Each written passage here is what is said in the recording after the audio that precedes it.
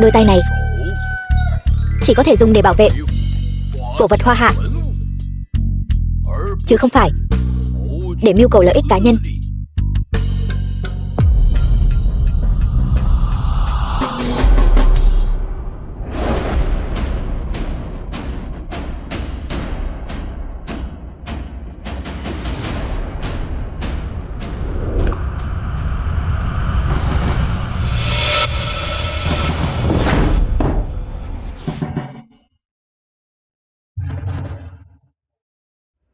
Nhìn, quan sát chất lượng bạc. Lớp gì? Răng cưa viên. Chủng loại, kiểu dáng.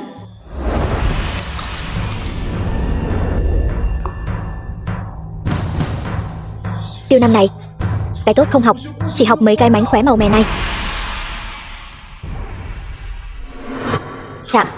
Phán đoán cảm giác chạm vào đồng xu bạc. Độ phẳng của chữ, độ thô ráp, trọng lượng.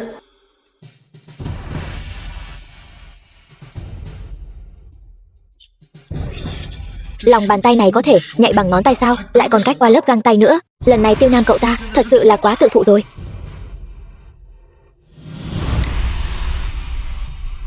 Nghe, phân biệt có phải bạc cũ hay không, có lỗ thủng và vết nứt hay không.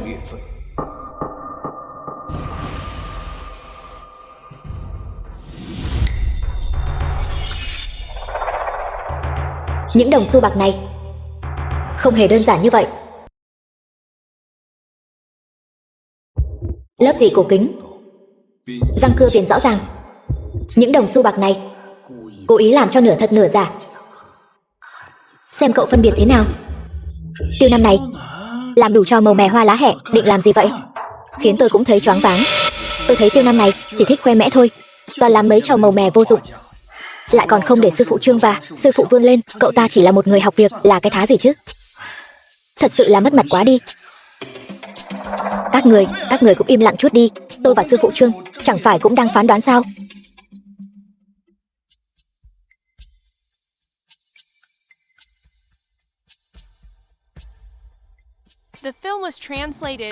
Sư phụ Vương, ông thấy sao?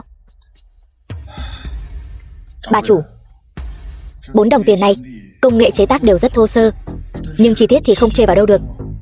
Ngay cả lớp gì cũng rất cũ kỹ. Cái này có chút niên đại cũng có thể khớp với nhau, khó mà phán đoán được. Thằng nhóc thối tha, không nắm bắt được cũng không sao. Đừng làm hỏng đồng xu bạc. Hình cam túc này nó đáng giá lắm đấy, đáng giá cả một căn nhà đấy. Còn đồng này nữa, đồng xu bạc hình chim ưng này nhìn có vẻ không đáng giá, trên đó còn có vết xước giống như dấu vết làm giả đồ cổ. Thực ra nó chính là đồ giả. Tiêu rồi. Tiêu Nam không phân biệt được đồng xu nào là thật, bắt đầu kéo dài thời gian rồi. Tôi đã nói từ lâu rồi, đừng để Tiêu Nam tham gia. Cậu xem lần này cậu ta thật sự. Nhóc con, đừng có lề mề nữa. Cậu nhanh lên đi chứ. Nhóc con, sự tự tin lúc nãy của cậu đâu mất rồi? Hay là cậu thật sự chỉ sống nhờ vận may thôi? Chàng trai, trình độ còn chưa tới đâu, 4 chọn 1 cũng không làm được. Tốt nhất là về tiếp tục làm người học việc đi. Thằng nhóc này hết may mắn rồi, cứ đến lúc quan trọng là lại do dự không quyết. Đau đầu thật. Tiêu rồi, Tiêu Nam này hấp tấp quá. Lần này lộ tẩy rồi. Cái này không giải quyết được vấn đề gì cả. Giám định thật giả cũng là một cuộc đấu trí tâm lý. Hủy thủ đặng cố ý dùng lời lẽ khiêu khích làm rối loạn phán đoán của tôi.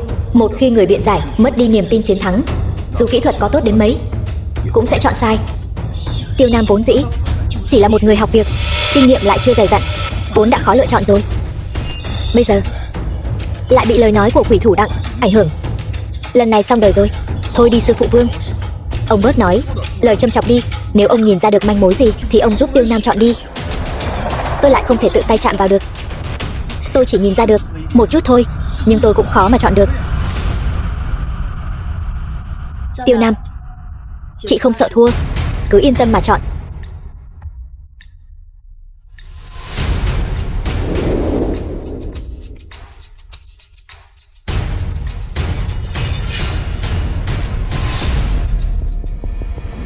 Tôi chọn. Tiêu Nam dừng lại mau. Tuyệt đối đừng chọn đồng xu bạc hình chim ưng này. Cái này là giả ngay từ cái nhìn đầu tiên. Cái gì? Giả ngay từ cái nhìn đầu tiên sao? Tiêu Nam, cậu mau đặt cái đó xuống. Chúng ta chọn lại lần nữa. Tiêu Nam, đồng xu bạc hình chim ưng này nhìn rất bóng loáng, chất lượng cũng không tệ, trông như đã bị rửa sạch. Nhưng nó là một đồng xu bạc giả. Chính là cố ý dùng hóa chất tẩy rửa, tạo ra dấu vết đã được tẩy rửa. Đúng, việc thẩm định này vốn dĩ là thật giả lẫn lộn, là sự thăm dò lẫn nhau. Quả không hổ danh là sư phụ Vương, may mà nhắc nhở kịp thời. Đúng vậy, gừng càng già càng cay. Sao hả? Nghe người khác nói vài câu thì không dám chọn nữa sao? Tôi có nói là tôi sẽ chọn đồng xu bạc hình chim ưng sao? Sư phụ Vương nói không đúng, đồng xu bạc hình chim ưng này không phải là làm giả, mà là răng cưa viền ngoài bị mở rộng, mặt cắt không đồng đều, không giống như có dấu vết đã được lưu thông. Đặng gia, thằng nhóc này vẫn còn đang giả vờ kia, trong lòng chắc chắn đang lo sốt vó rồi nhỉ.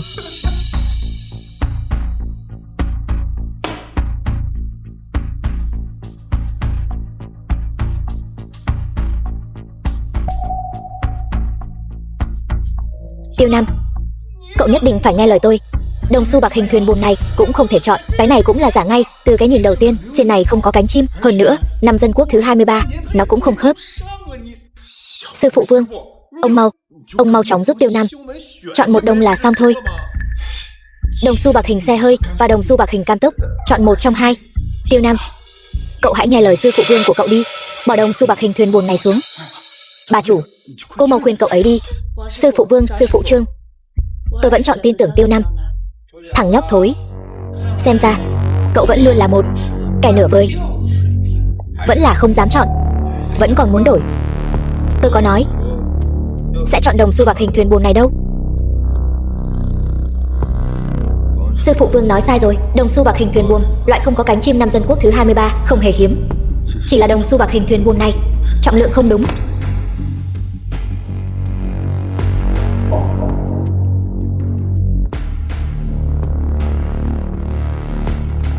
Thằng nhóc này có chút bản lĩnh, rõ ràng đã nhìn ra sơ hở, nhưng vẫn luôn kín kẽ. Không giống hai tên này, đoán mỏ lung tung, đều không nói đúng trọng tâm. Sư phụ Vương, ông mau giúp Tiêu Nam chọn một đồng xu đi. Đừng giục tôi, trong lòng tôi cũng không chắc chắn. Bây giờ là chọn một trong hai.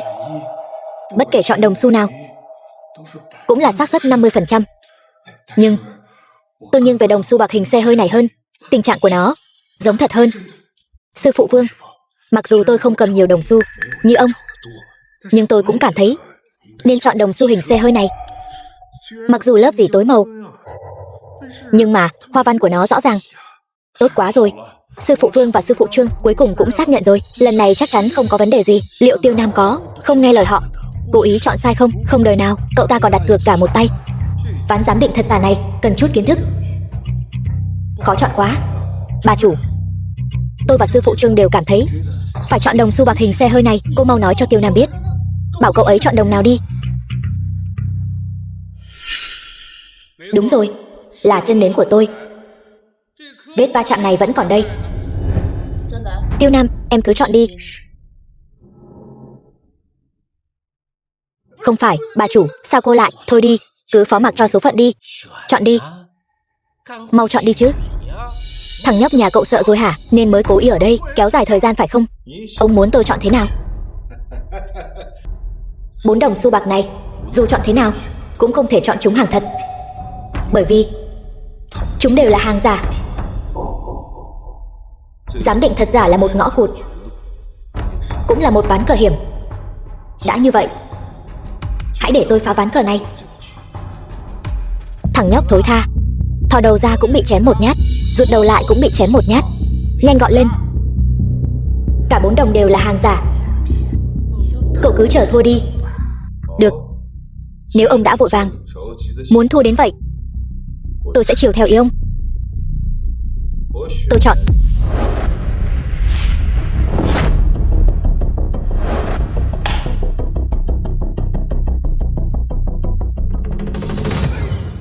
Tiêu Nam, sao cậu lại có thể loại bỏ đồng xu bạc hình xe hơi chứ?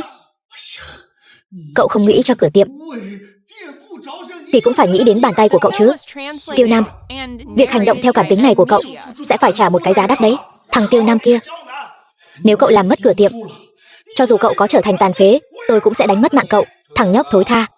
Tục ngữ có câu, không nghe lời người lớn, thiệt thòi ngay trước mắt đấy.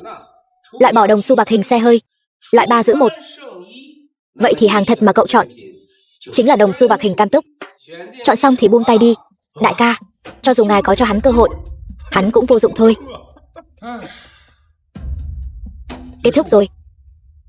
Sai rồi. Đương nhiên tôi là chọn 3 giữ 1. 3 đồng tôi chọn này là hàng giả. Quỷ thủ đặng, có vấn đề gì không? Chẳng lẽ 3 đồng này không phải là hàng giả sao? Ông đã nói tờ giấy trong hộp viết liệu có phải là hàng giả hay không. Bây giờ tôi mời ông mở tờ giấy ra, xác minh 3 đồng tôi đã chọn này có phải là hàng giả hay không. Sao hả? Không dám mở sao? Chuyện gì đang xảy ra vậy? Chẳng lẽ quỷ thủ đặng không dám rút tờ giấy ra sao? Ông nói xem bên trong này có phải có điều gì mờ ám không? Quỷ thủ đặng, giám định thật giả cần công khai công bằng. Xin ông hãy mở tờ giấy ra ngay lập tức. Rút thì rút. Gấp gáp gì chứ?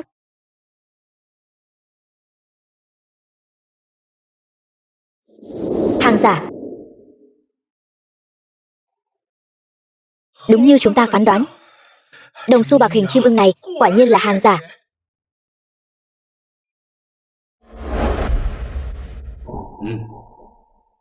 Hàng giả. Cái này cũng đúng như tôi phán đoán. Đồng xu bạc hình thuyền buồm này cũng là hàng giả. Bây giờ chỉ còn lại đồng xu bạc hình xe hơi. Một sống, một mất mạng. Thằng nhóc thối tha. Tôi cho cậu một cơ hội. Tờ giấy thứ 3 này tôi sẽ không mở nữa. Chúng ta dừng lại ở đây. Đôi bên đều không có tổn thất gì. Cậu thấy sao? Bà chủ, cái đề nghị này được đấy chứ? Bà chủ, như vậy không chỉ có thể giữ được cửa tiệm của chúng ta, mà tay của Tiêu Nam cũng có thể giữ lại được. Nếu tôi nói không thì sao? Tiêu Nam, cậu đừng kéo tất cả mọi người xuống nước. Bây giờ cửa tiệm của bà chủ đã được giữ lại, cậu cũng không cần phải mất tay. Chúng ta cũng có miếng cơm để ăn. Cậu làm như vậy, cậu muốn gì chứ? Tiêu Nam, cậu đừng có hành động khác người vào lúc này chứ. Vận may có thể đến 1-2 lần, nhưng không thể mãi yêu ái cậu được. Cậu, bệnh tim của tôi sắp bị cậu làm cho tái phát rồi. Tiêu Nam, chị luôn tin tưởng em. Tuy nhiên, chị cũng cảm thấy nên biết điểm dừng. Đời người vô thường, cẩn thận là hơn. Sao rồi thằng nhóc thối tha kia? Nghe thấy chưa? Mọi người đều đồng ý. Dừng lại đúng lúc. Tôi thấy việc giám định thật giả này không cần thiết phải tiếp tục nữa. Mọi người không thấy lạ sao? Nếu hắn quỷ thủ đặng nắm chắc phần thắng, hắn sẽ chịu dừng lại sao? Binh bất yếm trá. Tiêu Nam, chúng ta vẫn là không nên mạo hiểm thì hơn. Hắn ta chắc chắn đang lừa cậu đấy. Binh bất yếm trá mà. Cậu xác định muốn tiếp tục sao? Được, vậy thì hãy hỏi Tô Xảo Xảo có bằng lòng lấy cửa tiệm này ra làm vật cược cho cậu không? Nếu cô ấy không đồng ý, cậu ngay cả vật cược cũng không có, thì chơi cái gì nữa? Thôi đi. Vật cược sao? Tôi có.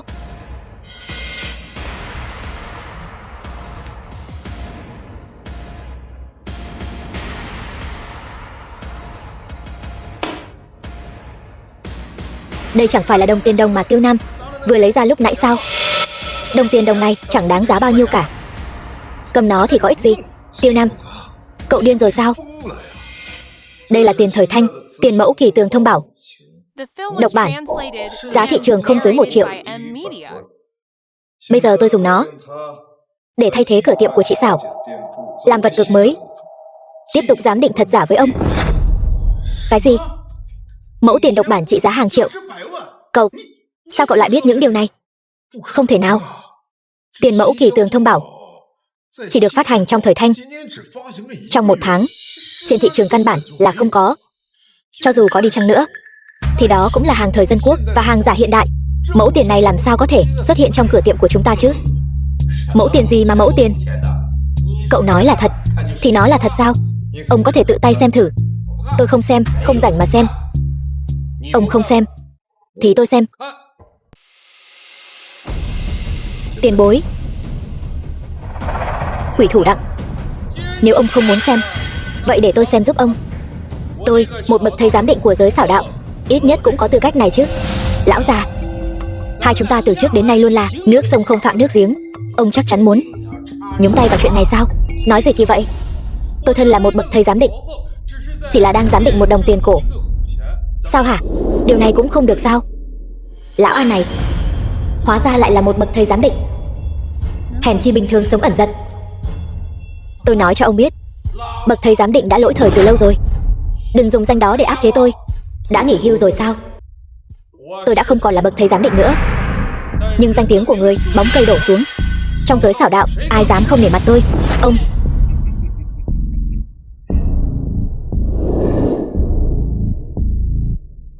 Dày dặn, nét bút sắc như đao. Là thật. Cái này hóa ra là thật. Không ngờ lão già ta trong đời này vẫn còn được thấy kỳ tường thông bảo thật. Đây là hàng thật. Cái gì? Cái này hóa ra là thật sao? Đồng tiền kỳ tường thông bảo này ở trong cửa tiệm chúng ta bao nhiêu năm nay luôn không được ai chú ý. Cái này hóa ra là thật. Hơn nữa, lại còn để Tiêu Nam nhặt được món hời lớn như vậy. Chẳng lẽ Tiêu Nam thật sự là một kẻ được vận mệnh yêu ái sao? Tiêu Nam thật sự chỉ là một tên học việc thôi sao? Tuyệt vời, quả thực quá tuyệt vời. Tôi nhân danh bậc thầy giám định tuyên bố đồng tiền kỳ tường thông bảo thời Thanh này là độc bản, là tuyệt phẩm, là hàng thật, giá trị vượt quá 1 triệu. Xong rồi.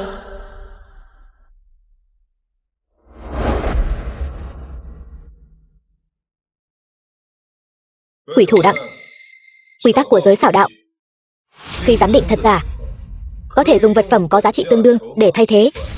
Bây giờ, tôi dùng đồng tiền kỳ tường thông bảo này thay thế cửa tiệm của chị Xảo, tiếp tục giám định thật giả với ông.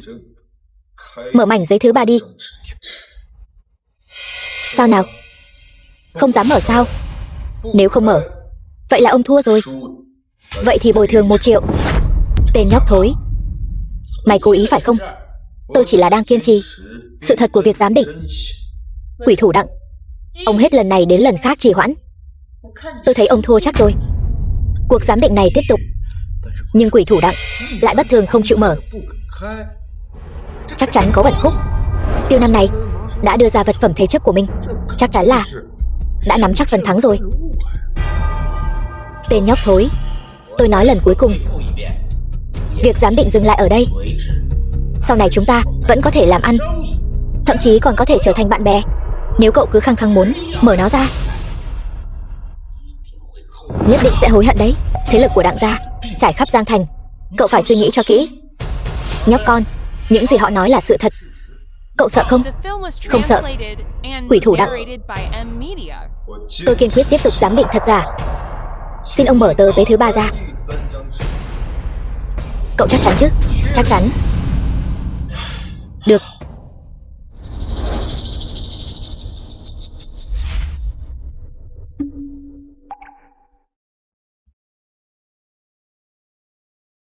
Hàng giả. Hàng giả đó.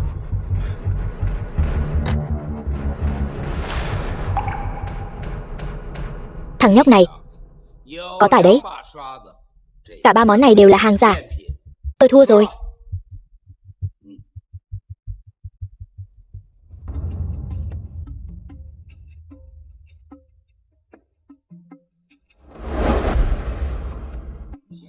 Nhiều tiền quá. Thắng lớn rồi. Thằng nhóc thối tha, cậu cứ đợi đấy cho tôi. Chúng ta còn gặp nhau dài dài. Đi thôi. Khoan đã. Ông đã xin lỗi chưa?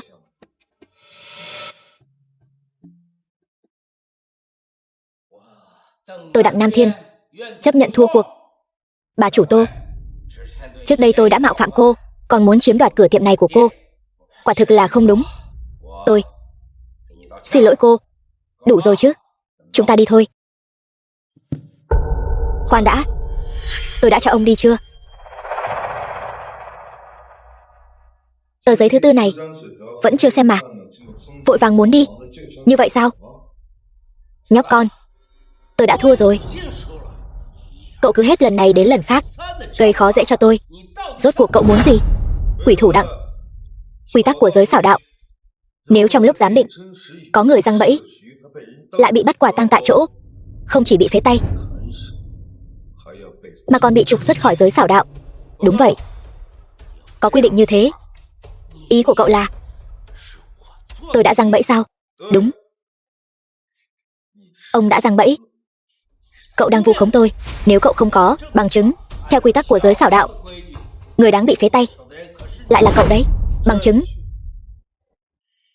Cậu đang dồn tôi vào đường cùng đấy. Dừng lại. Nhóc con, tôi có 1 triệu ở đây. 1 triệu đấy. Chỉ cần cậu cầm số tiền này thì coi như hôm nay không có chuyện gì xảy ra cả, được không? Tiêu Nam, tôi sẽ đưa cho cậu 30% cổ phần cửa tiệm đồ cổ của tôi. Không, 50%, 80%, 100%. Tiêu Nam, người đứng sau tôi là Thích lão gia. Nếu cậu dám động đến tôi, ông ta sẽ không tha cho cậu đâu. Ở Giang Thành, Đặng tổng muốn ai biến mất, người đó sẽ không sống qua ngày mai.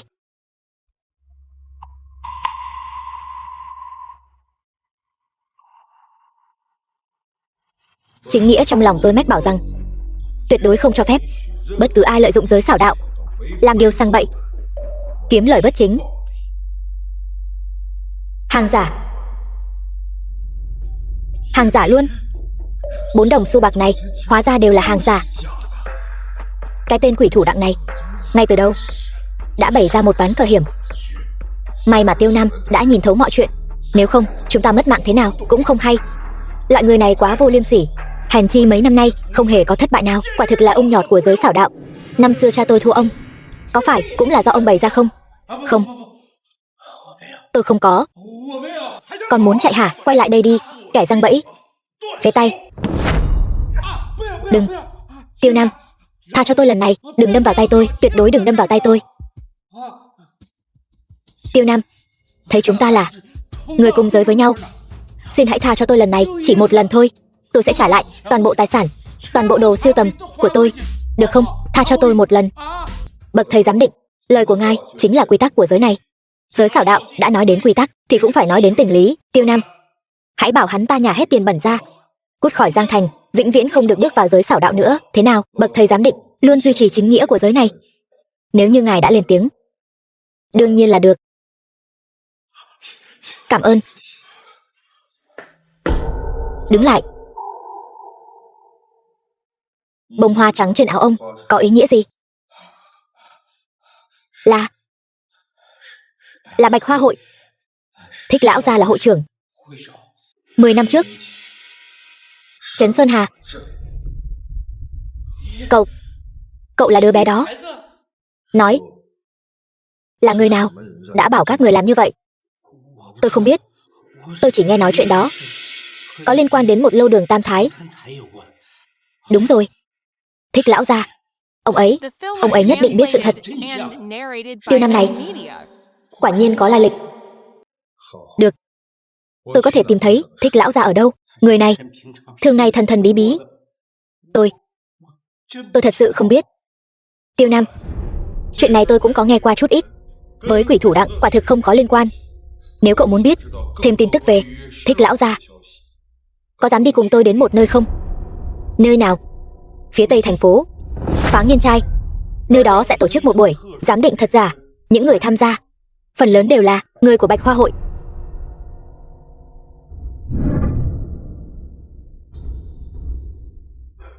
Tôi đi. Tiêu Nam, 1 triệu này là cậu thắng được, nên thuộc về cậu.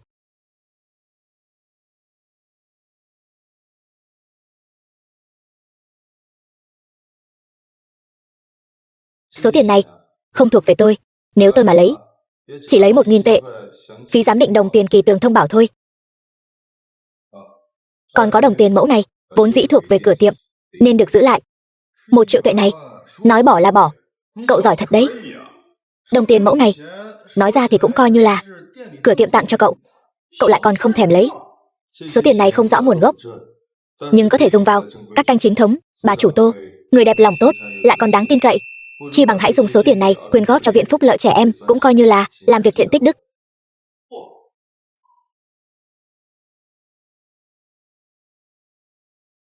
Một triệu tệ này cậu có thể không nhận, nhưng 30.000 tệ này cậu phải cầm lấy. Đây là tiền lương và tiền thưởng của cậu trong mấy tháng qua, tôi tự mình đưa cho cậu, không liên quan gì đến quỷ thủ Đặng.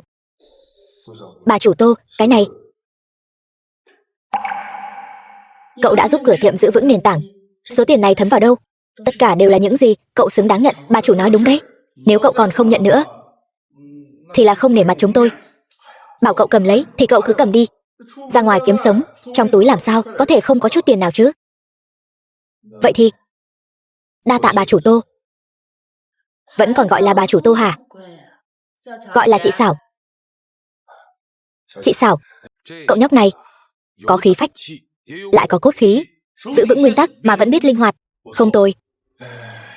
Tiêu Nam, trước đây là lão Trương tôi có mắt như mù, cậu mới là người có tài năng thực sự. Trước đây lão Trương tôi đã nói những lời hồ đồ, cậu tuyệt đối đừng để bụng. Tôi cũng hơi cạy già lên mặt rồi, nhưng mà cậu nhóc này dạ heo ăn thịt hổ, khiến chúng tôi lo lắng bấy lâu nay.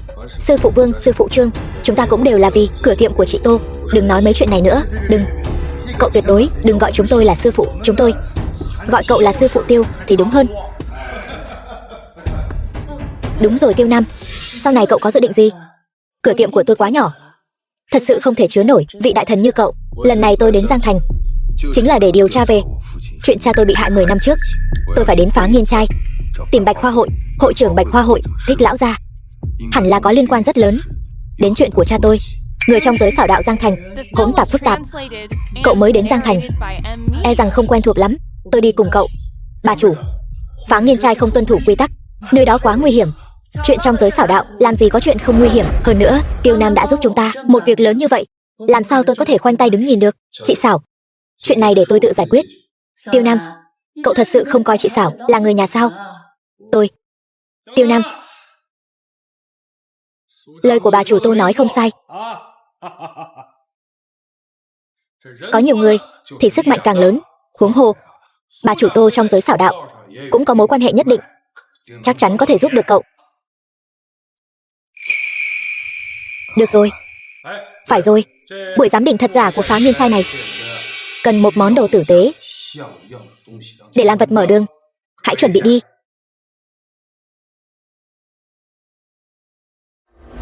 Chị Xảo, cái bình hoa mai men lam trắng vạn lịch kia cho tôi mượn dùng một chút. Đi lấy đi.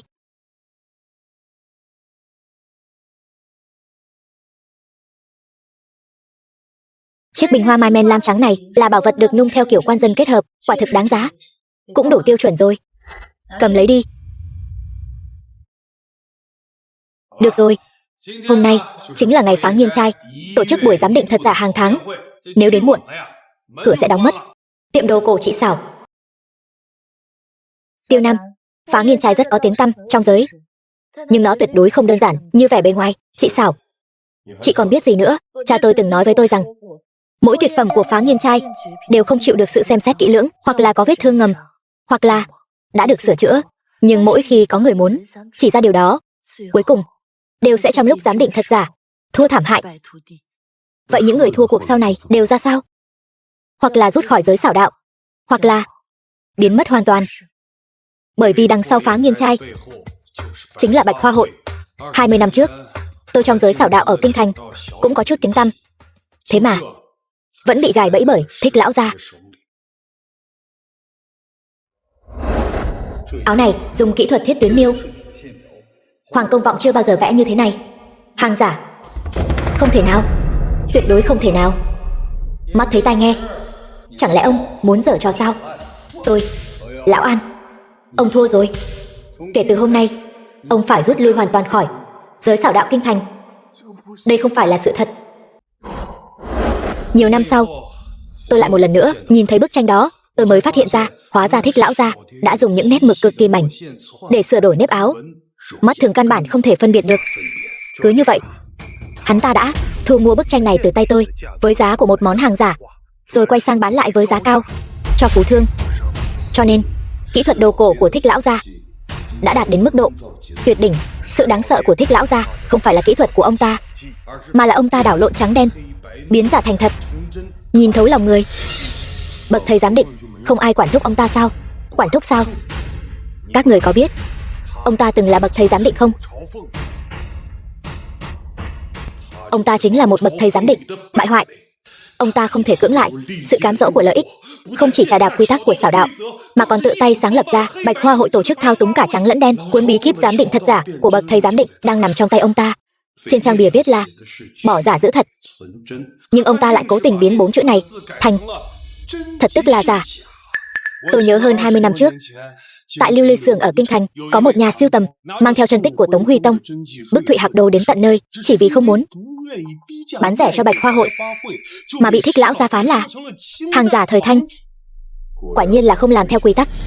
Nhà siêu tầm đó không cam lòng, mang theo chuyên gia giám định đến tận nơi, nhưng lại bị Thích lão gia tìm ra bằng chứng, phản bác đến mức câm nín. Hóa ra, ông ta đã cho người giấu nửa tờ báo Thời Dân Quốc vào trong trục cuộn tranh. Bột giấy đã ngấm ướt cuộn tranh từ lâu, dùng bột giấy để làm giả đồ cổ, thủ đoạn thật lợi hại. Cuối cùng, nhà siêu tầm đó bị điên loạn, gặp ai cũng nói Thích lão gia đã đánh tráo chân tích. Nhưng ai mà tin chứ? Biến thật thành giả, biến người nói sự thật thành kẻ điên. Đây mới là chỗ lợi hại nhất của Thích lão gia. Thủ đoạn thông thiên của Thích lão gia cũng khiến tôi nghi ngờ những cao thủ làm giả ở Phá Nghiên Trai đều là tay sai do Bạch Hoa hội mời đến. Vì vậy lần này đến Phá Nghiên Trai, chúng ta phải chuẩn bị 2 phương án. Đúng vậy, người của Bạch Hoa hội giỏi nhất là tính sổ sau này. Cho dù chúng ta thắng buổi giám định thật giả, e rằng cũng sẽ bị chặn lại trong hẻm. Tôi có cách của riêng mình. Phá Nghiên Trai, mau đến đặt cược, mau đến đặt cược đi, mau đến đặt cược. Còn ai nữa không? Được, nhanh lên. Được, nhanh lên. Đặt cược xong thì buông tay. Nhanh lên, đặt cược xong thì buông tay đi. Mở. Hôm nay tôi sẽ ăn sạch tất cả mọi người ở đây. Lôi Biêu, chuyên gia giám định đứng đầu Thiên Tự Phương. Lôi Biêu, chuyên gia giám định đứng đầu Thiên Tự Phương. Danh tiếng cửa tiệm nằm trong tay hắn, ngày càng phát triển lớn mạnh. Quỷ thủ Đặng đến nay vẫn không dám so tài giám định thật giả với hắn. Chiếc gối ngọc giám quan thời Tống.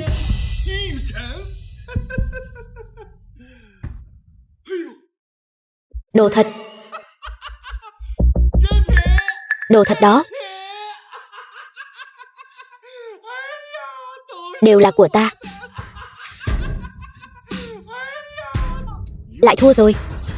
Cổ Tam gia, cao thủ phái Sắc Môn của giới xảo đạo, đã nói với ông từ lâu rồi, cái này là thật. Ông vẫn không tin. Thật là Lăng thiếu gia, cao thủ mới nổi phái Hình Môn của giới xảo đạo. Hai vị này chính là Cổ Tam gia và Lăng thiếu gia, đều là những nhân vật cộng cán trong giới xảo đạo. Biết bao nhiêu cửa tiệm đồ cổ muốn mời họ giúp giám định, họ đều lười ra tay.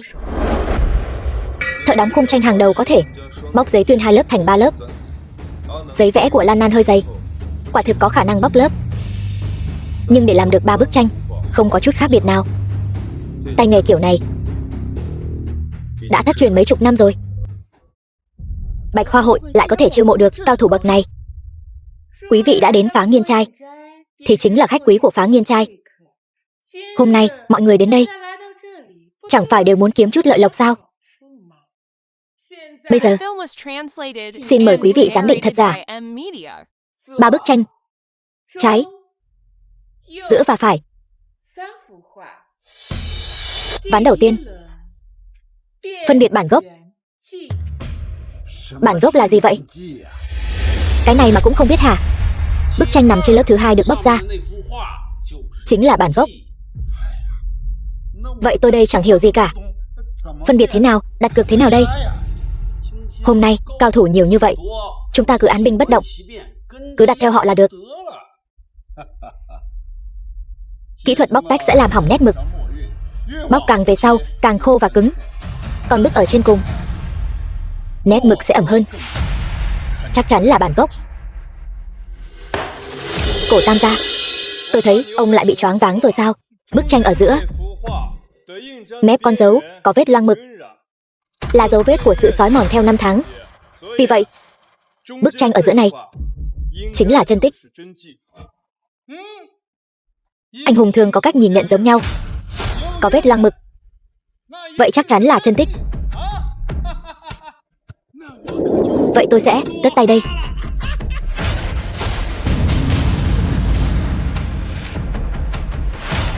Nếu các vị đều chọn bước ở giữa này, vậy tôi cũng chọn bước ở giữa. Quy tắc của buổi giám định thật giả. Đặt cược xong không được thay đổi. Cổ Tam gia, hay là ông đặt thêm lần nữa? Vẫn chưa muộn đâu. Tôi không đặt nữa. Lôi Bill chính là chuyên gia giám định, đứng đầu Thiên Tự Phương, hơn nữa còn là bậc quyền uy của dị môn. Đặt theo ông ta chắc chắn không sai. Danh tiếng của Lăng thiếu gia này ai mà không biết chứ. Năm ngoái anh ta còn thẩm định được đồ giả của Bát Đại Sơn Nhân. Nghe lời hắn chắc chắn không sai đâu. Đúng, hai vị cao thủ trong giới có quan điểm thống nhất. Cứ theo họ mà đặt cược đi, chắc chắn sẽ kiếm được lời lớn. Đặt cược.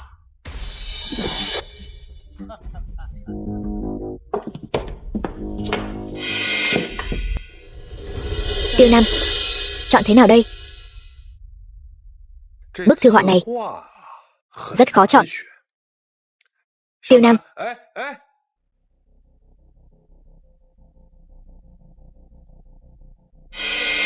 thằng nhóc này là ai vậy? Dám đặt cược vào bức còn lại sao? Dám đối đầu với Lôi Bill và Lăng thiếu gia hả? Tuổi còn trẻ, đúng là tên không biết trời cao đất dày. Thằng danh con, mày cũng có gan đấy. Khai tên ra đi, để ta nghe thử xem nào. Người học việc của tiệm đồ cổ chị Xảo. Tiêu Nam. Tiệm đồ cổ chị Xảo sao? Chính là cái tiệm nát suýt chút nữa bị quỷ thủ đặng nuốt chửng đó sao? Mày là thằng học việc mà cũng dám đến phá nghiên trai này làm màu hả? Mày là cái thá gì chứ? Chắc chắn là đến để đánh bóng tên tuổi thôi. Dám đối đầu với Lôi Bill, Lăng thiếu gia và cả Cổ Tam gia nữa. Chỉ sợ cuối cùng thua đến mức không còn cái quần mà mặc. Người trẻ tuổi, với đạo hạnh của cậu, e rằng ngay cả ngưỡng cửa cũng chưa chạm tới. Cái thói không biết trời cao đất dày này không phải là chuyện tốt đâu. Tô Xảo Xảo, bản thân cô không có tài cán gì thì thôi đi, nhưng đừng để một tên học việc nhỏ bé ở nơi như thế này làm cho Hề mất mặt chứ. Lão An, tôi thấy cái thái độ này của ông lại đang lừa gạt người trẻ tuổi nữa rồi phải không? Tiêu Nam, thực lực của Lôi Bill không hề thua kém quỷ thủ đặng đâu. Bây giờ cậu rút lui vẫn còn kịp đấy. Đúng vậy. Bức thư họa thứ ba này nét mực hơi nhạt, không giống như bản gốc. Ngược lại bức thứ nhất này có chút đáng chú ý. Dù nhạt thế nào thì nó cũng là bản gốc. Bồ Tát nói rằng duyên đến duyên đi. Hãy điều tra tất cả hành tung của Tiêu Nam ở Giang Thành. Rõ.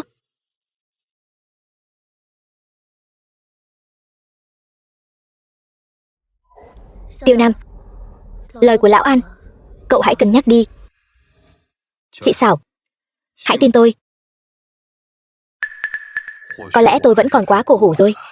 Lẽ ra nên tin tưởng người trẻ tuổi một lần. Chuyện này, thằng danh con, mày đúng là không thấy quan tài không đổ lệ.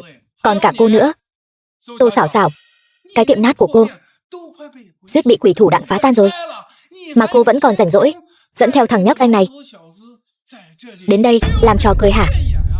Còn cả lão An này nữa, năm đó đã thua sạch tất cả gia sản, bây giờ lại đi theo một bà chủ vô dụng để kiếm miếng cơm ăn. Sao mà càng sống càng thụt lùi thế này? Thật thú vị. Ba người như thế này cũng dám đến phá nghiên trai. Ba người bọn họ cộng lại còn không bằng một ngón tay của Lôi Bill nữa. Tam gia đã nhường rồi. Làm trò hề. Đồ ngu xuẩn.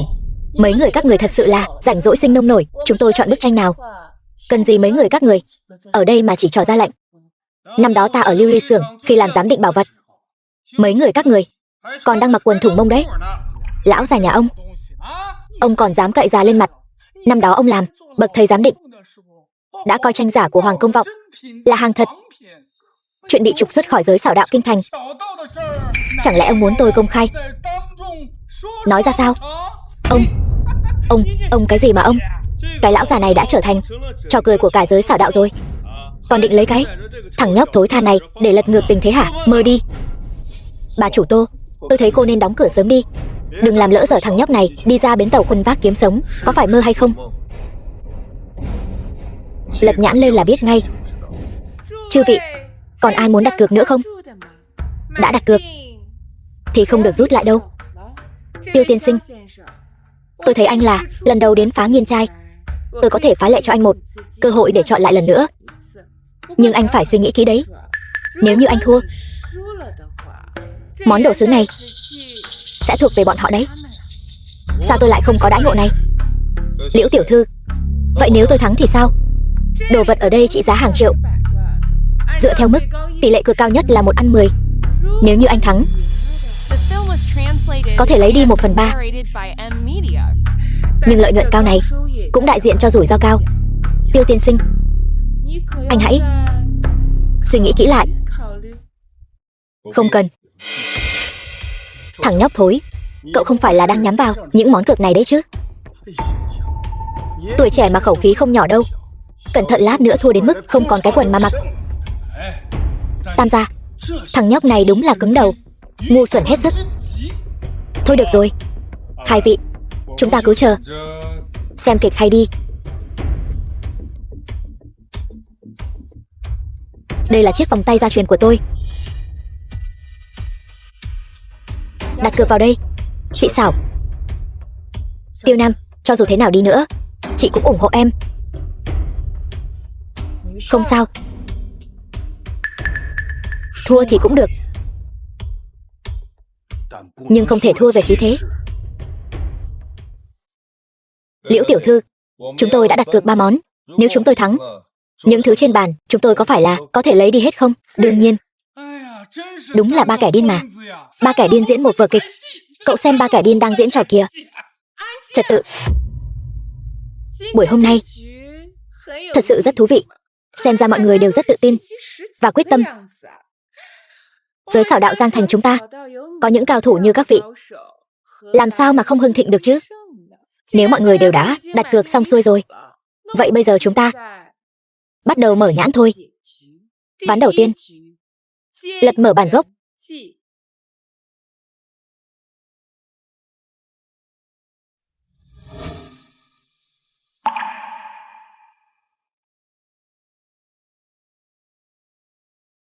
Không phải bản gốc. Bức tranh đầu tiên này lại không phải là bản gốc. Chẳng lẽ ta lại nhìn nhầm rồi sao? Ông nhìn nhầm là chuyện bình thường thôi. Đây là thao tác thường lệ của bọn họ. Sao hả? Lão An, ván này mà thua nữa thì cái tẩu thuốc rách nát của ông sẽ mất đấy. Tôi xem ván sau ông còn lấy gì ra mà cược nữa. Cậu, Lão An, đừng để ý đến bọn họ.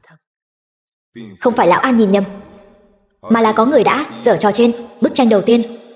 Tiếp tục đi.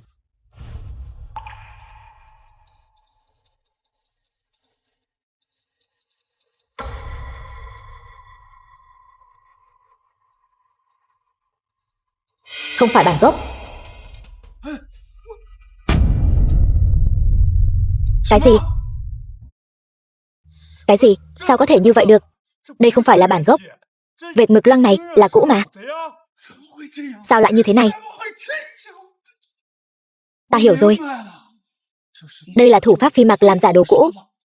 Đây là mực được bổ sung sau khi có người bóc lớp ra, cố ý bổ sung mực vào. Cho nên Phá Nghiên trai cố ý để người biện giải. Chọn sai. Chắc chắn là Phá Nghiên trai đã giăng bẫy. Ta có lý do để nghi ngờ. 3 bức tranh này không có bức nào là bản gốc cả. 3 người các người đang nghi ngờ Phá Nghiên trai, nghi ngờ Bạch Hoa hội sao? Phá Nghiên trai mở cửa làm ăn. Điều quan trọng nhất chính là uy tín. Làm sao có thể có chuyện giăng bẫy được chứ?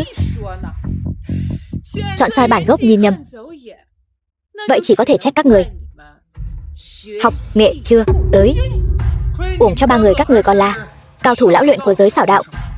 Chẳng lẽ không biết ở Phá Nghiên trai kết quả nào cũng có thể xảy ra sao? Tiêu Nam, cậu lại đoán đúng rồi. Đừng có ở đó mà nói lời châm chọc. Tên nhóc này chưa chắc đã chọn đúng đâu. Lôi Bill, chúng tôi vẫn chưa thua mà. Ngược lại đám người các người, những kẻ đã thua, lại ở đây ăn nói lớn lối. Cô, thôi đi, cứ tiếp tục tranh cãi như vậy cũng chẳng có ý nghĩa gì. Thua cũng phải thua cho rõ ràng. Liễu Yêu Yêu, hãy lật nhãn đi. Ta cũng muốn xem rốt cuộc có răng bẫy hay không. Tiếp theo bước cuối cùng, lật nhãn.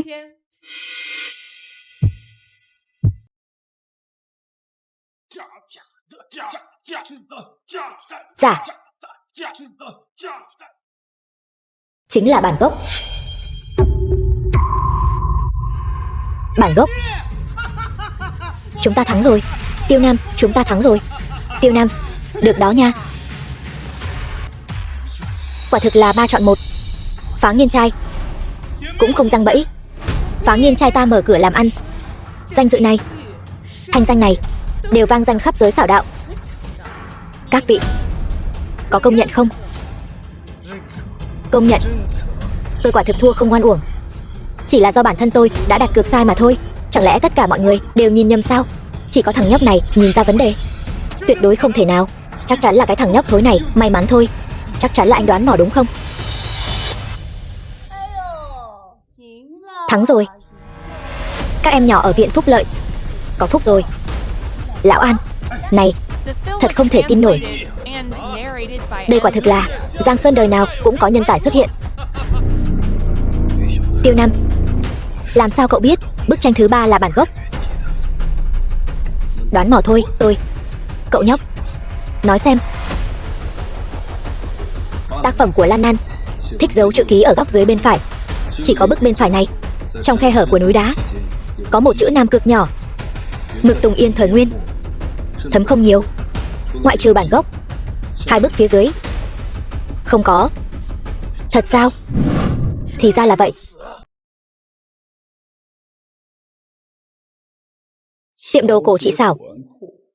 Sao tôi lại không có ấn tượng gì nhỉ? Giang Thành lại có nhân vật như vậy sao? 3 tháng trước, Tiêu Nam từng xuất hiện ở Nham Thành. Sau đó hắn ta ăn xin suốt đường đến Giang Thành, được Tô Xảo Xảo nhận làm người học việc. Thân phận hoàn toàn trống rỗng. Nhưng mà ủy thủ đặng nói hắn ta hiểu về gì huỳnh quang và thủ pháp Niêm Tú Quyết. Rất có thể là con trai của lão Tiêu. Vâng. Thật thú vị. Năm đó không lấy mạng hắn, giờ đây hắn tự mình dâng đến tận cửa. Hội trưởng, phải làm sao đây? Quả nhiên là đặc sắc. Tiếp tục theo dõi, xem hắn liệu có thể thắng ván thứ 2 không. Mặc dù Phá Nghiên trai không răng bẫy, nhưng tôi Lôi Bill vẫn không phục. Liễu Yêu Yêu, cô dựa vào đâu mà khẳng định bức thứ 3 này chính là bản gốc? Đúng vậy, mọi người đều là người trong giới xảo đạo. Nếu hôm nay cô không đưa ra được lời giải thích rõ ràng, thì đừng trách mọi người có lời oán trách, làm hỏng danh tiếng của Phá Nghiên trai. Không sai, chúng tôi cần sự thật. Đúng, cần sự thật, sự thật. Sự thật. Vấn đề mọi người đưa ra rất hợp tình hợp lý. Phá Nghiên trai của tôi chắc chắn sẽ đặt sự thật lên trên bề mặt. Mọi người xin hãy nhìn vào đây. Nhìn cái gì? Chỗ đó có gì khác biệt đâu, có gì hay ho đâu chứ. Cô đừng có ở đây lừa gạt chúng tôi nữa. Mọi người, xin hãy nhìn kỹ. Không đúng, có chữ. Thật sự có chữ. Không sai. Bức tranh này, trong khe nứt của núi đá, có một chữ có màu mực cực nhạt, lại là chữ Nam cực nhỏ. Còn trong 2 bức tranh kia, không có. Bức tranh đầu tiên này thật sự không có. Bức thứ 2 này cũng không có. Bức tranh thứ 3 này là bản gốc, nên mới có chữ này. Còn 2 bức tranh bên cạnh này, vì màu mực không thấm xuyên qua, cho nên hoàn toàn không thể bóc ra được chữ Nam này. Điều này được giấu quá kỹ rồi. Liễu Yêu Yêu, tôi thấy cô đúng là cố ý mà. Chữ nhỏ như vậy ai mà nhìn thấy được chứ. Hơn nữa 2 bức tranh kia cũng đều đã bị làm giả, cho nên nhìn như vậy mới càng giống thật hơn. Đúng là một chiêu hay, bề ngoài một đằng, bên trong là một nẻo. Cái này Chẳng phải là xảo đạo sao? Tôi hóa ra hai bức tranh kia đều đã bị làm giả, dẫn dắt người biện luận, khiến họ coi hai bức kia là bản gốc. Còn bức trông có vẻ ít giống nhất mới là bản gốc thật sự. Sở dĩ Phá Nghiên trai làm như vậy chính là để gây ra sự chú ý nhất định, khiến nhiều người quan tâm đến bức tranh này hơn, sau đó lại bán bức tranh này gấp 3 lần. Quả nhiên là thủ đoạn hay ho. Hôm nay có thể nói là cực kỳ nguy hiểm. May nhờ có Tiêu Nam đã có thể phân biệt được manh mối. Chị xảo, chỉ là tình cờ thôi. Ván đầu tiên này Tiêu Nam thắng. Người thắng ăn hết. Tiếp theo là ván thứ hai. Giám định thật giả. Người thắng có thể thách đấu Bạch Hoa hội. Thách đấu Bạch Hoa hội sao? Đây là cơ hội tuyệt vời để trở mình trong giới xảo đạo. Nếu thắng sẽ trở thành cao thủ của giới xảo đạo Giang Thành. Vậy tương lai tiền đồ vô lượng. Hèn chi mọi người đều chen chúc muốn đến Phá Nghiên trai. Tiếp theo, chư vị hãy phán đoán bức Thiên Lý Giang Sơn đầu này là hàng thật hay là hàng giả. Người cho là hàng thật xin đặt cược bên trái. Người cho là hàng giả xin đặt cược bên phải. Cái này còn phải nghĩ sao? Chắc chắn là thật. Liệu có phải là một cú lật kèo là giả không? Đúng là chưa thấy sự đời bao giờ. Hôm nay tôi sẽ dạy dỗ các người một bài học. Trong bức tranh này, thủ pháp phổ bì diêu, nét bút mạnh mẽ, chính là phong cách cuối đời của Lan Nan.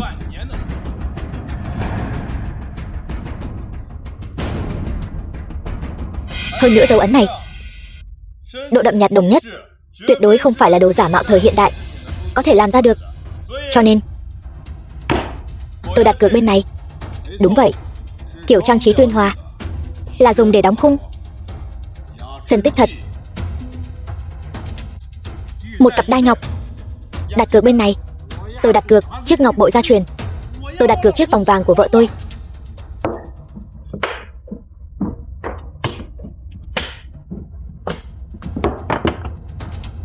Xem ra mọi người vẫn rất tin tưởng thực lực của Phá Nghiên trai chúng tôi lại mang ra nhiều bảo vật hiếm có như vậy. Nếu không có vụ cá cược này, Phá Nghiên trai chúng tôi sẵn lòng bỏ ra 1 triệu để chia đều cho tất cả những người đặt cược đã giành chiến thắng. Chẳng phải là cho không tiền sao? Thắng lợi này dễ dàng quá rồi. Mọi người đợi một chút. Có người nào đó hình như vẫn chưa đặt cược.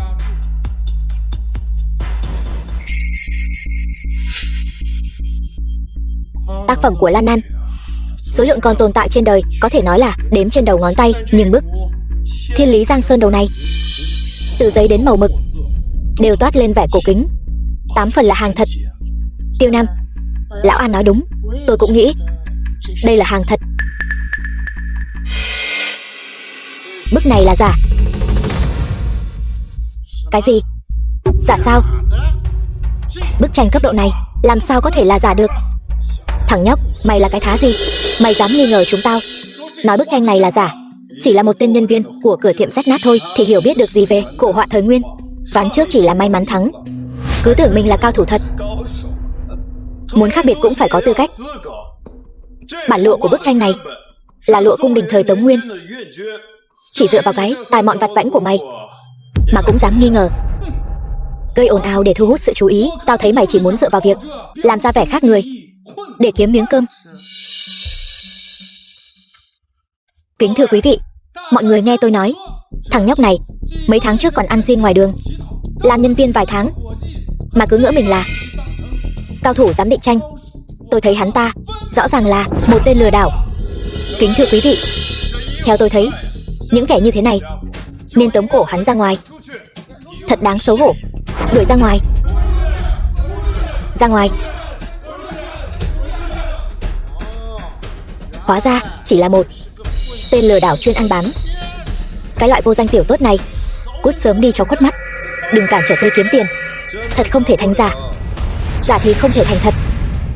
Mày, người qua kẻ lại, đều vì lợi mà đến, đều vì lợi mà đi. Ta đã cho người lấy bức tranh của Lan Nan tách thành 3 mảnh. 3 người các người phải lanh lợi lên, bất kể thắng thua Trước hết, phải khuấy động chủ đề lên. Hội trưởng cứ yên tâm, bảo đảm khiến tất cả mọi người có mặt đều dán mắt vào 3 bức tranh đó. Tranh giành đến đỏ mặt tía tai. Vật phẩm có giá trị liên thành này, nếu các người có thể đẩy lên giá một bức hàng thật, tiền bán được 3 bức tranh, chắc chắn sẽ có phần lợi ích cho các người.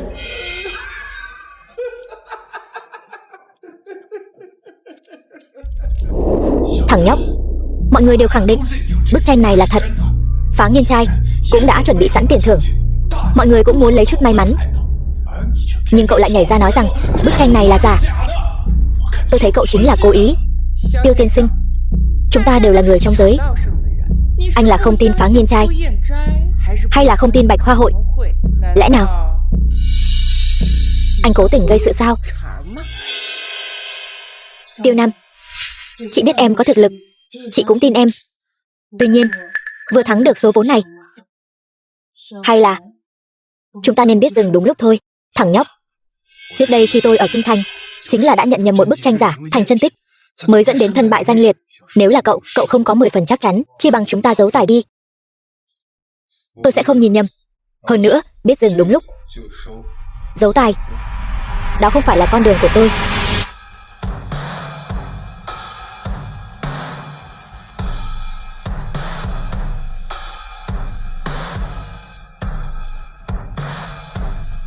Tôi cược tất cả,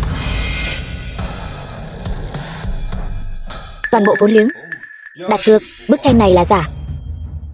Cái này, thằng nhóc, tôi thấy cậu chính là cố ý đến đây gây sự. Tôi đặt cược nhiều vốn liếng như vậy, ông nghĩ tôi giống đang gây sự sao? Sao nào? Lẽ nào tôi thua, ông sẽ đền bù hết cho tôi sao? Cậu điên rồi, cậu thực sự điên rồi.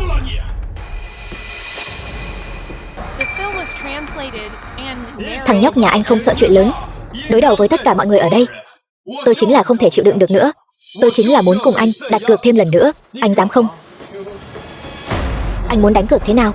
Đơn giản thôi. Thằng nhóc nhà anh mồm mép tép nhảy, cứ mãi giả vờ ở đây. Tôi thực sự không thể chịu đựng được nữa. Nếu tôi thua, tôi sẽ rút khỏi giới này. Nếu anh thua, thì hãy quỳ xuống, tự đoạn lưỡi của mình đi. Lần này thì không dám rồi hả? Tiêu Nam, em đừng đồng ý với hắn. Còn núi xanh thì không sợ thiếu củi đốt. Đúng vậy, cậu còn trẻ, đừng bận tâm đến thắng thua về việc giám định thật giả. Chúng ta cần phải tuần tự tiến lên. Thằng nhóc này chắc là không dám rồi nhỉ? Hóa ra hắn ta giả vờ, thực chất là nhát như chuột.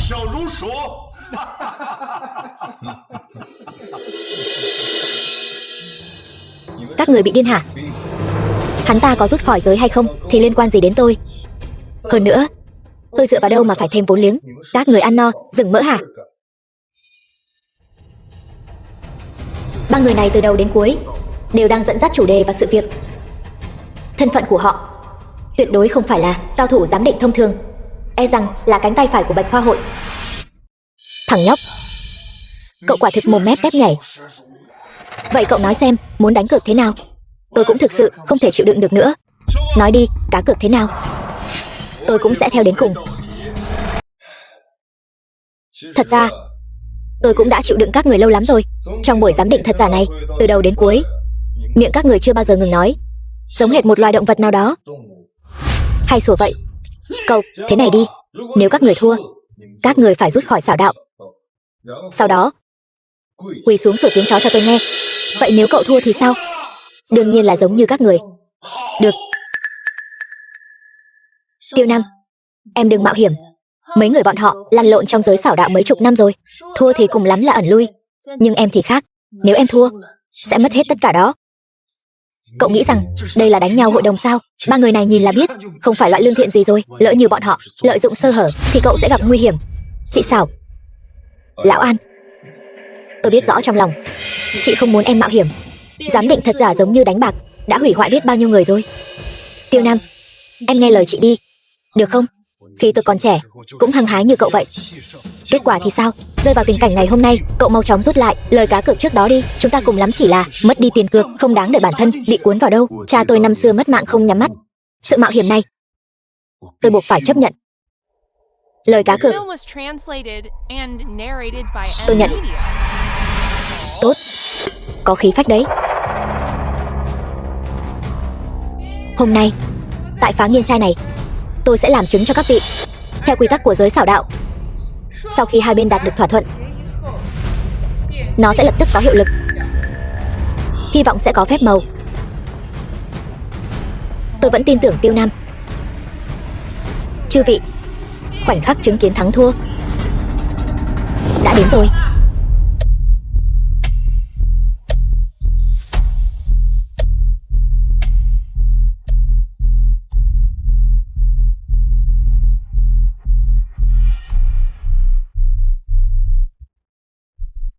Hàng thật.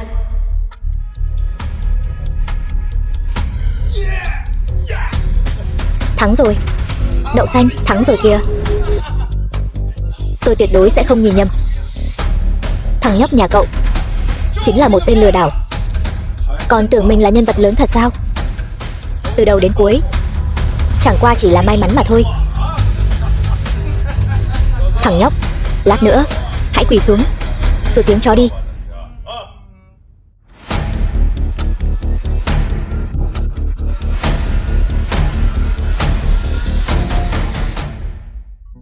Thua rồi.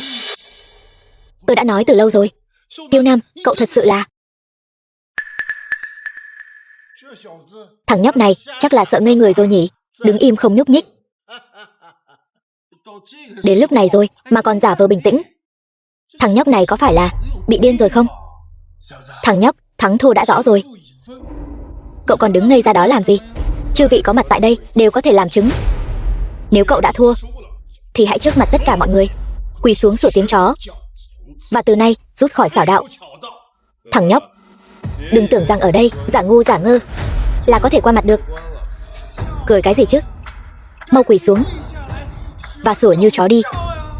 Bà chủ Liễu, tên nhóc này đã tăng tiền cược lên và thua kèo cá cược. Nếu không chịu thừa nhận, vậy Phá Nghiên Trai của cô nên giải quyết thế nào?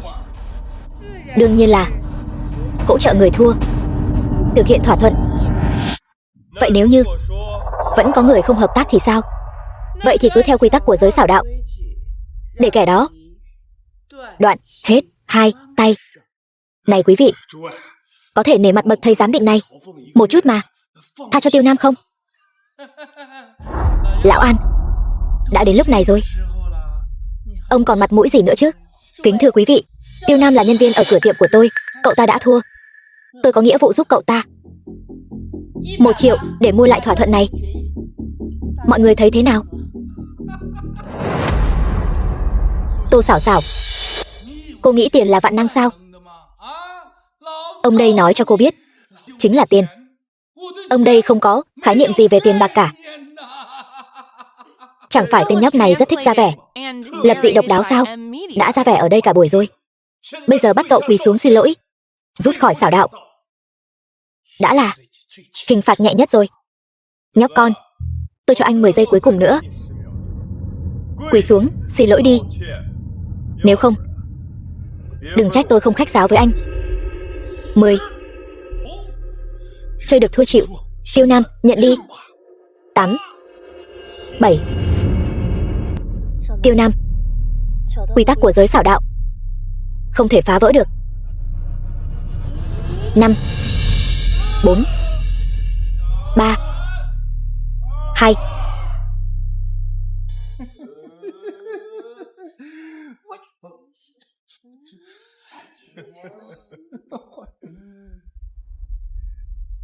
Liễu tiểu thư, Phá Nghiên Trai chỉ có tầm vóc như vậy thôi sao?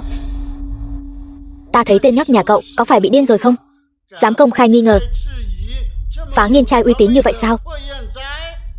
Cậu dám nghi ngờ Phá Nghiên Trai, tức là nghi ngờ Bạch Hoa hội đứng sau. Nhóc con, cậu chán sống rồi sao? Ở đây không ai chiều chuộng cậu đâu. Tiêu tiên sinh, lời này của ngài là có ý gì? Nhãn mác ở đây lẽ nào còn có thể là giả sao? Nhóc con, cậu không những không thừa nhận thỏa thuận mà còn nghi ngờ uy tín của Phá Nghiên Trai. Đậu xanh. Cậu nghĩ mình là ai chứ? Nhãn mác là do các người viết, nhưng bức tranh là do các người đặt vào. Tiêu tiên sinh, việc nói năng này cần phải có bằng chứng. Nếu như anh vì thua thỏa thuận với Lôi Bill bọn họ cùng mấy người đó, mà ngược lại vu khống Phá Nghiên trai của ta, thì điều này không phải là lựa chọn tốt nhất đâu. Sao hả? Không dám thừa nhận sao? Tiêu tiên sinh, người nghi ngờ Phá Nghiên trai không phải là không có, nhưng mỗi lần chứng thực đều là vu khống. Nếu anh muốn khiêu khích Phá Nghiên trai của ta, hoàn toàn có thể chấp nhận được. Nhưng nếu anh không thể nói ra được căn cứ rõ ràng, theo quy tắc của giới xảo đạo, phải phế đôi tay. Tiêu Nam, hãy chấp nhận số phận đi. Cần gì phải phế đôi tay chứ? Quỳ xuống xin lỗi, sủa tiếng chó, rồi sau đó rút khỏi xảo đạo. Có người không muốn thừa nhận mình thua, nhưng hắn ta lại sẵn lòng đánh cược bằng đôi tay của mình. Vậy cũng được. Liễu tiểu thư, vậy nếu tôi nói ra được căn cứ rõ ràng thì sao? Vậy thì Phá Nghiên trai sẽ mất hết uy tín. Hôm nay tại hạ với sự chứng kiến của bao nhiêu người ở đây, sẽ không bao giờ có ai tin tưởng Phá Nghiên trai, tin tưởng Bạch Hoa hội nữa. Được. Bằng chứng nằm ngay trên cái cây kia. Nhóc con, khi cậu nói chuyện có thể nào động não một chút không hả? Cái cây này có vấn đề gì? Chẳng lẽ đây chính là bằng chứng của anh sao? Người thời nguyên vẽ cây bằng bút lông sói, nét bút cứng như đầu kim. Cái gọi là lộ phong kiến bút là quy luật bất di bất dịch. Nhưng các người hãy nhìn ngọn cây này, nét vẽ tròn trịa như sợi chỉ bông đã ngâm nước. Các cạnh bị nhòe mờ không rõ ràng. Cái này là dấu vết của bút ni lông hiện đại. Cái này làm sao có thể chứ? Bút ni lông có độ đàn hồi rất kém, đầu bút lại tròn, làm sao có thể vẽ ra được cái kiểu như bút lông sói, sắc bén như dao gọt chứ? Đúng vậy, nét bút lông sói sẽ bị tách ra. Khi vẽ cây sẽ có phi bạch. Các người xem, cây trong bức tranh này toàn là những nét vẽ cứng nhắc, hoàn toàn không có phi bạch. Bây giờ các người nghĩ bức tranh này là thật hay giả?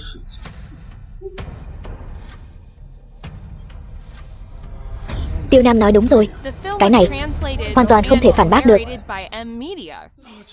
Vậy bức tranh này là giả? Tất cả chuyện này đều là do Phá Nghiên trai giăng bẫy. Tôi hiểu rồi. Dưới sự chứng kiến của đông đảo mọi người, giám định bức tranh này là thật, thì giá cả sẽ tăng vọt lên trời. 3 bức tranh này có thể bán được hàng trăm triệu. Tiếng Phá Nghiên trai tính toán, tôi đứng xa thế này cũng nghe thấy. Phá Nghiên trai các người cấu kết với cao thủ xảo đạo, công khai làm giả bán hàng giả, phá hoại quy tắc xảo đạo. Tôi xem sau này còn ai dám tin tưởng các người nữa. Chư vị, Tiêu Nam đây đã làm được một việc lớn, thay mặt chư vị nhổ tận gốc ổ nhóm này. Giả sao? Sao cái này có thể là giả được? Bị lừa rồi. Chúng ta đều bị Phá Nghiên trai lừa gạt. Chuyện này từ đầu đến cuối chúng ta chỉ là một quân cờ của Thích lão gia mà thôi. Vậy nên kẻ nên quỳ xuống sủa như chó là ai đây? Tiêu Nam, cậu muốn chúng tôi quỳ xuống sủa như chó sao? Mơ đi. Ta đã lăn lộn trong giới xảo đạo mấy chục năm, cho dù có thua cũng không đến lượt cái tên tiểu tốt như cậu ở đây ra lệnh. Chơi được thua chịu là đúng, nhưng cậu đã thắng bằng thủ đoạn tà đạo, thì giao ước này không có giá trị. Đúng vậy, chúng tôi cũng bị Phá Nghiên trai lừa gạt. Vậy thì tại sao chúng tôi phải chịu đựng sự sỉ nhục này? Các người định không thừa nhận, phải không? Quy tắc của giới xảo đạo chỉ xét thắng thua, không cần biết nguyên do. Lúc đó các người bắt Tiêu Nam quỳ xuống, sao lại không nghĩ đến bản thân mình cũng có ngày hôm nay? Hôm nay các người buộc phải rời khỏi xảo đạo. Các người muốn làm gì? Liễu tiểu thư, Phá Nghiên trai vừa rồi cũng đã làm chứng. Nếu họ không thừa nhận thì sẽ thế nào? Tiêu tiên sinh còn trẻ khí huyết bốc đồng, Lôi tiên sinh và những người khác cũng chỉ là nhất thời hồ đồ. Nếu không thừa nhận thì sẽ bị phế đôi tay. Tiêu tiên sinh, hay là thế này, để họ bồi thường gấp đôi tiền cược cho anh. Chuyện này cứ thế bỏ qua. Bồi thường gấp đôi tiền cược sao?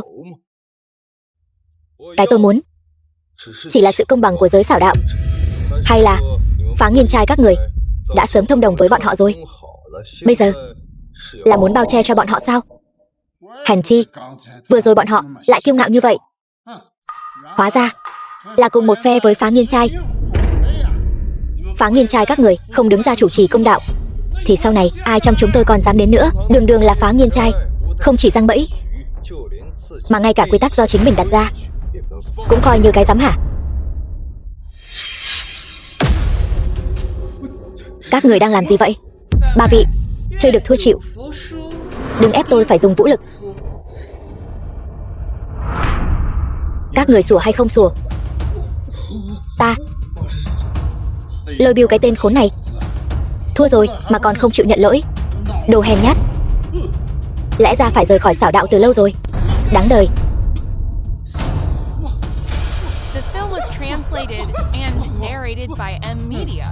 Tự làm tự chịu.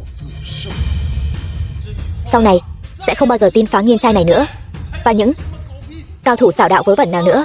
Đây gọi là ác giả ác báo.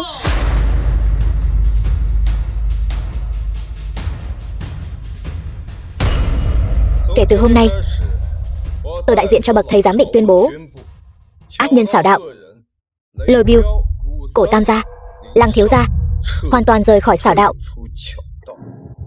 Bậc thầy giám định sao? Ta lẽ ra phải nghĩ đến từ lâu rồi. Thằng nhóc cậu chính là bậc thầy giám định.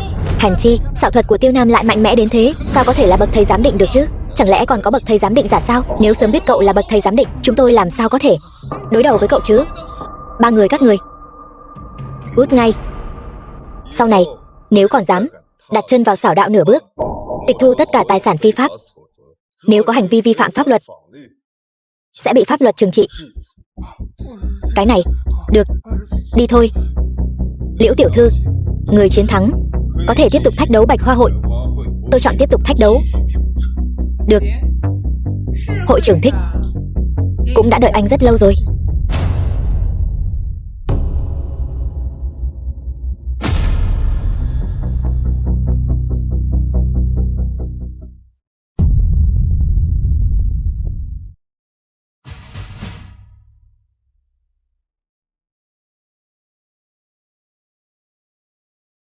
Hội trưởng, con trai của lão Tiêu quả nhiên có phong thái của cha mình.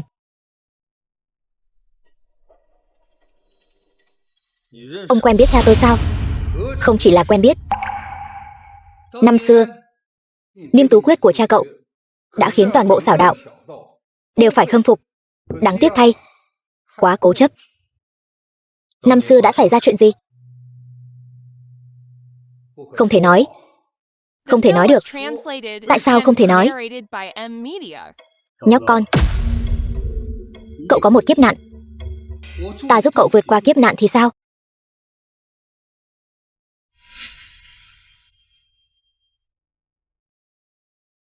Gia nhập Bạch Hoa hội, ở lại bên cạnh ta. Chuyện trước đây xóa bỏ hết. Ta sẽ cho cậu làm đà chủ phân đà Giang Thành, hưởng thụ vinh hoa phú quý không bao giờ hết. Cha tôi năm xưa chính là mất mạng dưới tay những kẻ như các người. Ông nghĩ tôi sẽ cùng ông cấu kết làm điều xấu sao? Kẻ mà Bồ Tát khó lòng cứu độ thì đáng phải xuống địa ngục. Năm xưa rốt cuộc đã xảy ra chuyện gì? Cha tôi có phải là bị ông hại mất mạng không? Không ngờ Tiêu Nam và Bạch Hoa hội lại có ân oán như vậy.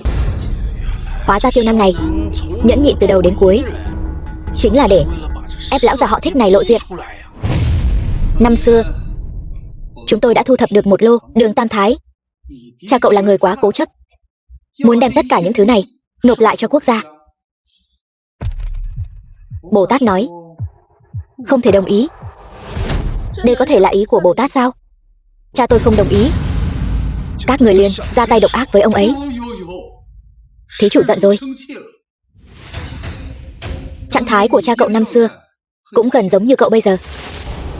Kích động, phẫn nộ, nhẫn nhịn. Thật sự rất giống. Tiêu Nam, hắn ta đang cố ý chọc giận cậu đấy. Nếu cậu đã quyết định thách đấu Bạch Hoa hội, vậy chúng ta hãy đấu một ván. Cược thật giả, cậu thắng, danh tiếng sẽ vang dội khắp xảo đạo. Nếu cậu thua, thì tất cả đã kết thúc rồi. Tất cả đã kết thúc rồi là sao? Đương nhiên là nghĩa đen đấy. Tiêu Nam, chúng ta đi ngay bây giờ. Đừng mạo hiểm. Đã đến đây rồi, còn có thể đi được sao? Tình huống gì đây? Chẳng lẽ họ muốn giam lỏng tất cả chúng ta sao? Không đến mức đó đâu nhỉ, chúng ta có nhiều người như vậy. Ông ta chỉ là không cho Tiêu Nam đi thôi đúng không? Chư vị, Bạch Hoa hội chỉ là muốn cùng Tiêu tiên sinh làm một trận giám định thật giả mà thôi. Mọi người không cần lo lắng.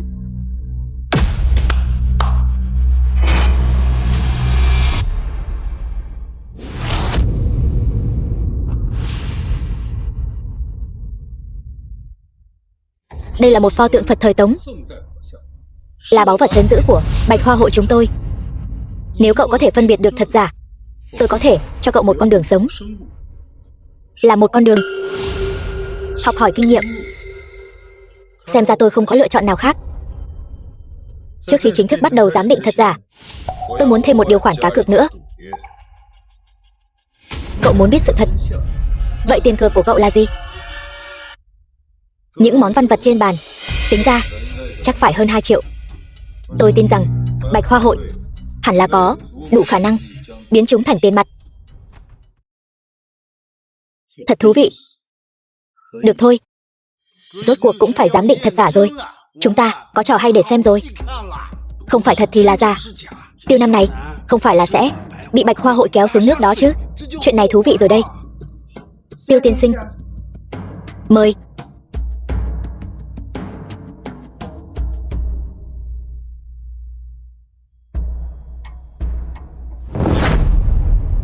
Tiêu Nam bị làm sao vậy? Sao cậu ta không ra tay? So tài giám định thật giả với Thích lão gia, xác suất thắng cực kỳ thấp. Ông ta vừa mở miệng, mọi thứ đều do ông ta quyết định. Vậy Tiêu Nam, cô yên tâm, cậu ấy tự có cách giải quyết. Tiêu tiên sinh, nếu anh không thể phân biệt được, chỉ bằng cứ nói cho mọi người biết. Mọi người sẽ không cười nhạo anh đâu. Đã 10 mấy phút rồi, ngay cả một lời cũng không nói. Thật sự khiến người ta sốt ruột quá đi mất. Thời gian của Thích hội trưởng là có hạn. Tiêu tiên sinh, pho tượng Phật này rốt cuộc là thật hay là giả? Nốt ruồi giữa lông mày của pho tượng Phật này được chấm bằng chu sa. Tượng Phật thời Tống chú trọng dùng bút lông tím để chấm nốt ruồi, dùng thuốc màu được nghiền ra từ gỗ tử đàn. Không thể nào đỏ tươi như thế này được. Cậu quả là có chút bản lĩnh. Tuy nhiên, không đúng. Tiêu Nam, tôi đã từng thấy pho tượng Phật tương tự thế này, chấm nốt ruồi bằng chu sa mới là điểm mấu chốt của hàng thật. Sắp rồi, vẫn cần phải kéo dài thời gian thêm chút nữa. Tôi cho cậu thêm 2 phút nữa. Nếu cậu vẫn không đưa ra phán đoán, vậy Bạch Hoa hội chúng tôi sẽ xác nhận cậu thất bại. Bạch Hoa hội quá mạnh mẽ rồi. Chẳng qua chỉ là chậm trễ vài phút thôi mà, sao lại không thể chờ đợi được chứ?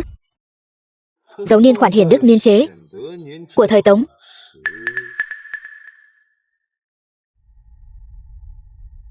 Khe hở của chữ ký này bên trong có vết sáp, hình như đã được vá lại. Nhưng lớp gì trên thân Phật này lại quả thực là thật. Liệu có phải là tượng Phật cũ được trùng tu mới không? Một số cổ vật bị hư hỏng sẽ được sửa chữa lại, nên trông có vẻ mâu thuẫn. Loại này là khó phân biệt nhất đấy. Tiêu Nam, cậu nhất định phải xem thật kỹ đấy. Thôi nào, đừng vòng vo ở đây nữa. Rốt cuộc là thật hay giả? Để tôi xem cái hào quang.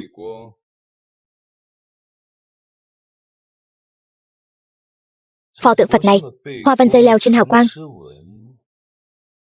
Tượng này lại là dây leo quấn bên phải. Không đúng. Nhóc con, hết giờ rồi. Bồ Tát ghét nhất những kẻ kéo dài thời gian. Cậu thua rồi. Không hay rồi. Cảnh sát đến rồi. Hội trưởng, có người báo cảnh sát rồi. Đứng lại cho tôi. Các người nghĩ mình chạy thoát được sao? Bây giờ ra tay với tôi, các người chỉ càng thêm tội mà thôi. Cậu đã báo cảnh sát từ trước rồi. Cậu đang kéo dài thời gian.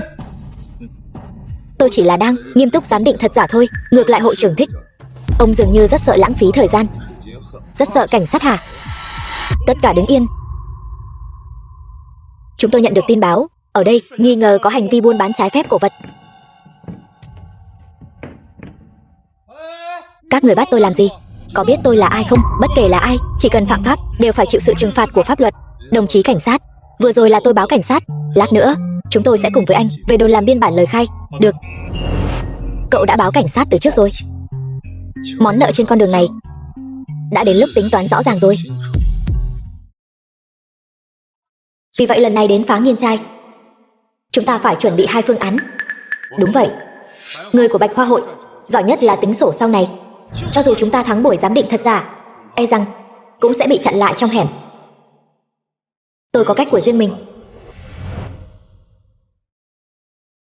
Cách cậu nói là cách gì? Gọi một cuộc điện thoại. Gọi cho ai? Sở cảnh sát Giang Thành. Cậu định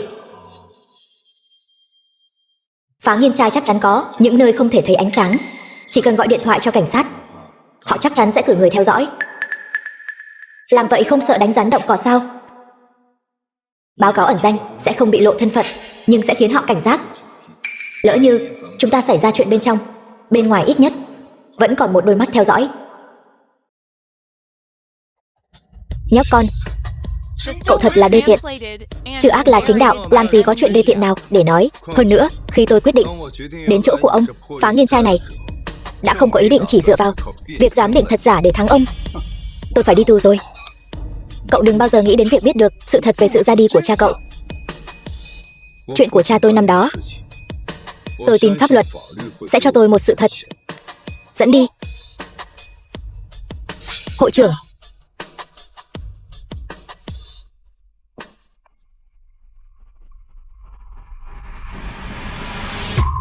Tiêu Nam, vậy nên pho tượng Phật này rốt cuộc là thật hay giả? Xảo đạo phân biệt không phải là thật giả, mà là duy trì chính nghĩa. Pho tượng Phật này là thật hay giả đã sớm vượt lên trên ý nghĩa ban đầu của nó.